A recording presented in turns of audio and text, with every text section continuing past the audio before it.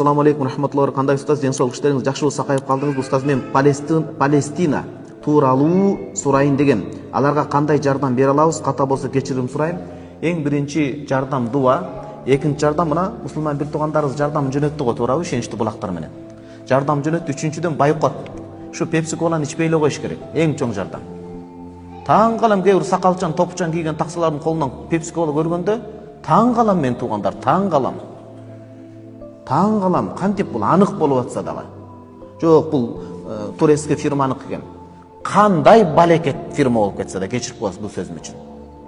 Койт арабтар келип ошону эметип берип атса да кечирип коюңуз. Кудайым эми ынсап берсин туугандар. Дуа, колдон келген жардам, анан эң чоң жардам эмне? Өзүңүздүн үй бүлөңүзгө тың болуп балдарыңызды окутуңуз. Анткени ошол еврейлер окуп атат бардык тармакта. Биз окубай атабыз. Биз калтабызда кечирип коебуз, чөнтөгүбүздө бир аз акча болсо, той топур, көңүл ачуу деңгээлинде эле гана ойлана алат экенбиз. Туурабы, туура эмеспи? Капчыгыбыз калың болуп калса, капчыгыңыз калың кезде Кудайга жакын болуп, чоң максат коюп, иреттүү колдон алсаңыз, Аллах сизге байлык берет. Анткени сону одан ийгиликтөтөсүз сиз. Анан капчыгыңыз бир аз толуп калган, көбөйүп калган учурда сиздин оюңуз эптеп эле мынтип шан шөбөкөт, күнүмдүк нерсе менен, майда максат менен өтүп кетсе, анда ошол биздин жеңилгенибиз. Дин душмандарынын астында жеңилгенибиз ошол. Балдарыңыздын мектебинен кабарыңыз жок бир тамна, ушул. Анан ойду тоону сүйлөп, о, мынтиш керек дейт, эртең менен багымдап уктап калат. Ойду тоону сүйлөп, мусулмандар кырылып атат дейт, өзү бир баласына күйүп койбойт. Бияка боорубайсыз, балаңызга боорубайсызбы?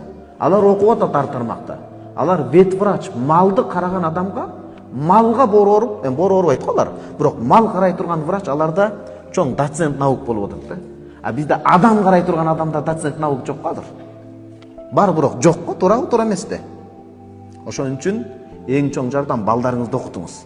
Ошол балаңыз жетилип, өсүп, мамлекеттин акысын талап кыла турган болсун, мамлекетине күйүп, мусулмандардын акысына жарап бере турган болсун, туурабы?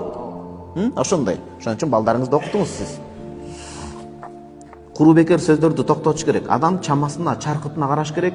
Чубактыз айткандай, жакөндөскө баягы астына салынган төшөккө карап путу сунуш керек болот. Колдогуу мүмкүнчүлүк менен жардам көрсөтө аласыз. Анан кээ бир экстремизм, террористтик жамаатка кошулуп барыш керек деп өзү билбейт каяка барып атканын. Кимдер тапшырма берип атканын билбейт. Ошондой мен бул боюнча алдыда сабак өтөм. Кудайым буйрса, аман эсен болсо бул боюнча кенен кесири сабак өтөбүз. Ошондо кенен токтолобуз. Бирок азыр айта турган нерсе Бухари, Муслимде хадис келген.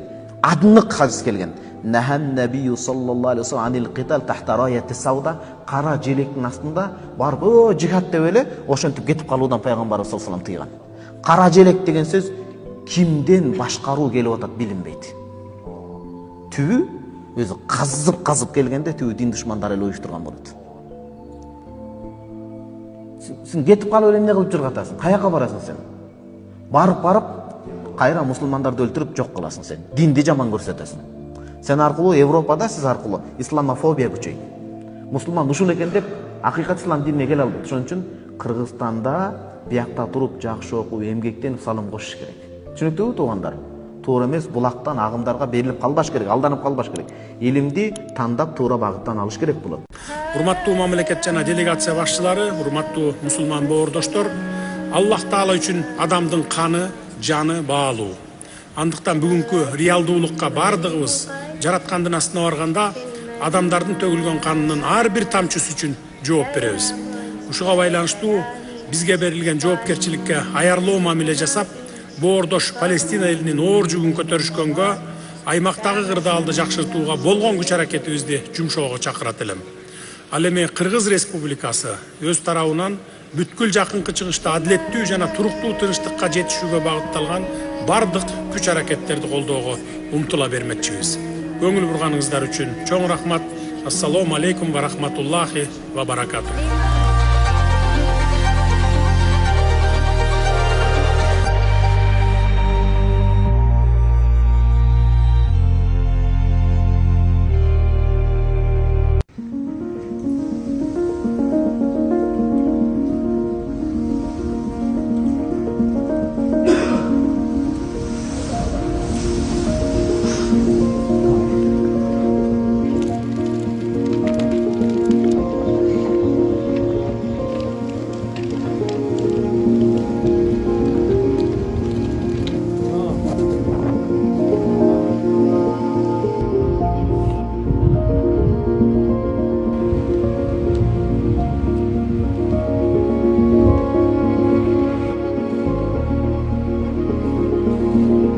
Were you guys prepared enough for this? Did we have enough resources to fight these fires? Thank you. Thank you for the question. So I'll start at the end and work back. No, LA County and all 29 fire departments in our county are not prepared for this type of widespread disaster. There are not enough firefighters in LA County to address 4 separate fires of this magnitude. We were prepared. We did get state pre-position resources that came from Northern California that were up in the Santa Clarita Valley. We did hire additional firefighters from the LA County Fire Department and pre-positioned them in the Santa Monica Mountains. The LA County Fire Department was prepared for 1 or 2 major brush fires, but not 4, especially given these sustained winds and low humidities. Like our Director of Emergency Management said, this is not a normal red flag alert. People were calling for help. We tried to get them the help that they needed. LA County right now, like the LA City Fire Department, is prioritizing life safety, but we're also engaging in structure defense, perimeter control, and aerial operations.